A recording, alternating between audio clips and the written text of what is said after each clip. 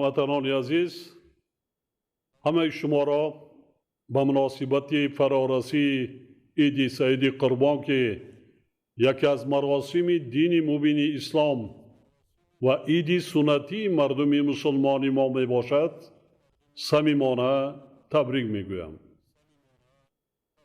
Маҳз ба шарофати истиқлоли давлатӣ шароити мусоид фароҳам омад ки сокинони кишвари мо расму оин ва ҷашну идҳои таърихӣ, миллӣ ва динии худро озодона истиқбол намоянд. иди саиди Қурбон бисёр унсурҳои неки инсондӯстона дорад ки шахси мусулмон бо анҷом додани онҳо метавонад соҳиби аҷру савоби зиёд гардад.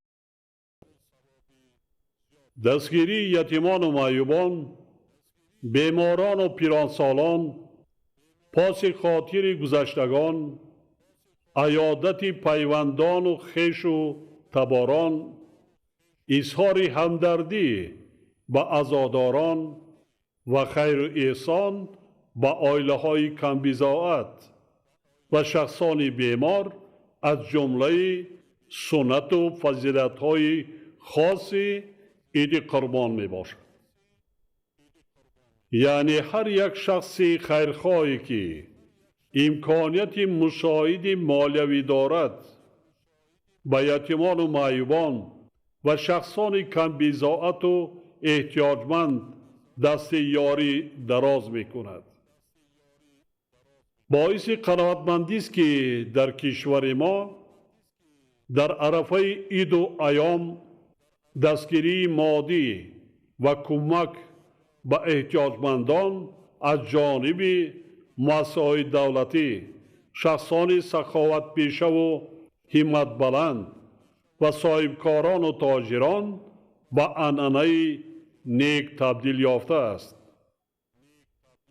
фарҳанги исломӣ беҳтарин арзишҳои маънавии ҳаётӣ аз қабили омӯзиши илму маърифат, хайру саховат, покизагиву накӯкорӣ, заҳматдӯстӣ, рафоқату дӯстӣ, созандагиву бунёдкорӣ ва таҳаммулгароиро талқин карда, аҳли ҷомеаро ҳамеша ба иҷрои чунин амалҳои нек ҳидоят менамояд.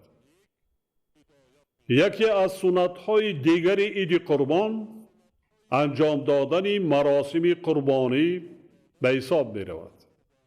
ҳамватанони мо бояд дар хотир дошта бошанд ки қурбонӣ дар дини ислом як рукни истисноӣ буда, анҷом додани он аз қудрату тавони ҳар як шахс вобаста мебошад.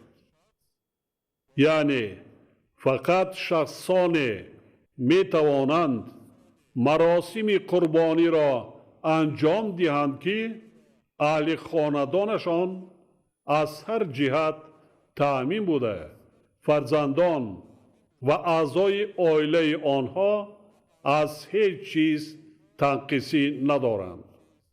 ҳамчунин хотирнишон месозам ки ҳангоми баргузории маросиму идҳои миллӣ мо бояд ба таассуб, хурофот ва исрофкориву зиёдаравӣ роҳ надиҳем.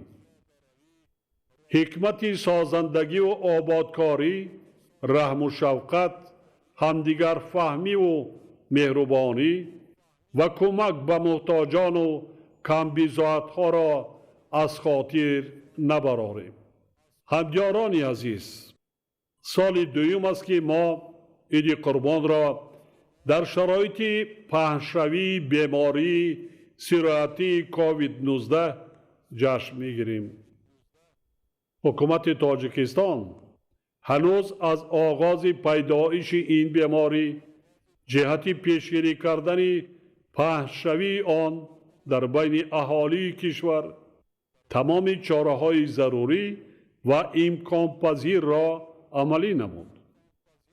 از جمله ستاد جمهوریوی آید به پیشگیری سرایت کرونا ویروس تأسیس داده شد که وظیفه آن تشکیل و تنظیم و هماهنگ ساختن فعالیت تمام ساختارهای دولتی در سمت پیشگیری کردن پهن‌شوی این بیماری می باشد. طبق توصیه متخصصان ساحه طب، یکی از راه‌های اساسی پیشگیری از بیماری سرایتی کرونا ویروس محض رعایت قطعی قاعده‌های بهداشتی شخصی و جمعیتی می باشد.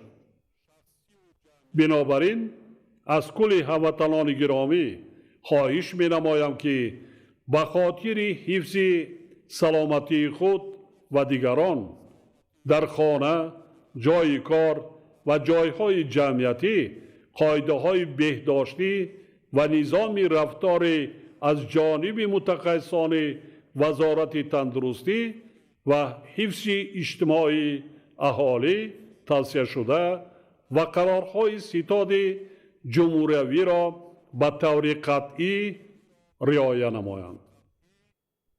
خصوصاً در روزهای تجلیل عید قربان از گشت و گذار بی‌مورد، آراستن دسترخوان سرخرج و اشتراک در معرکه‌های سرآدم خودداری کرده رعایت فاصله اجتماعی و استفاده نقاب‌های محافظتی را فراموش نسازند.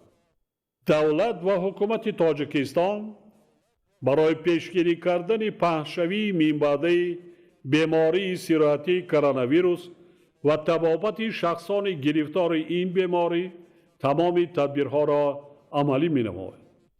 با در نظر داشت چنین وضع شهروندان مملکت نیز باید احتیاطکار باشند و به مسئله سلامتی خود و نزدیکان و پیوندانشان بی اهمیتی نکنند.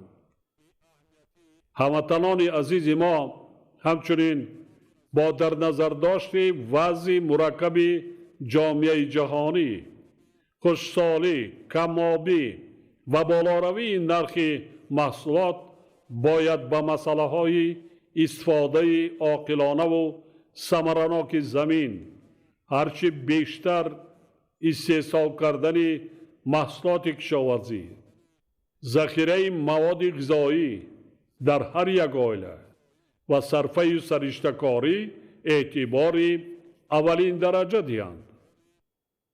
امروز سیاست پیشگرفته دولت برای هر یک فرد جامعه امکانیت فراهم آورده است که به خاطر روز به روز بهتر ساختن زندگی خود و رشد و آبادی وطن عزیزمان با زحمت بنیادکارانه مشغول شده در پیشرفت و تأمین آسودگی آن سهم مناسب خود را گذارد.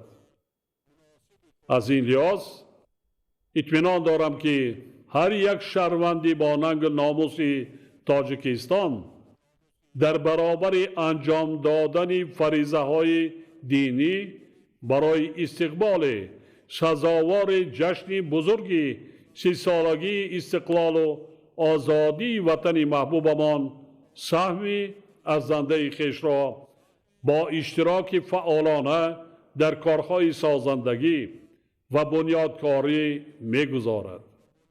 با اظهار همین نیت و آرزوهای نیک بار دیگر همه شما هموطنان گرامی را به مناسبت فراراسی عید قربان تبریک گفته به هر یک شما تنصیحاتی و خاطر جمعی و در خاندانتان خیر و برکت را آرزو می نمایم. عید سعید قربان مبارک باشد همدیاران عزیز.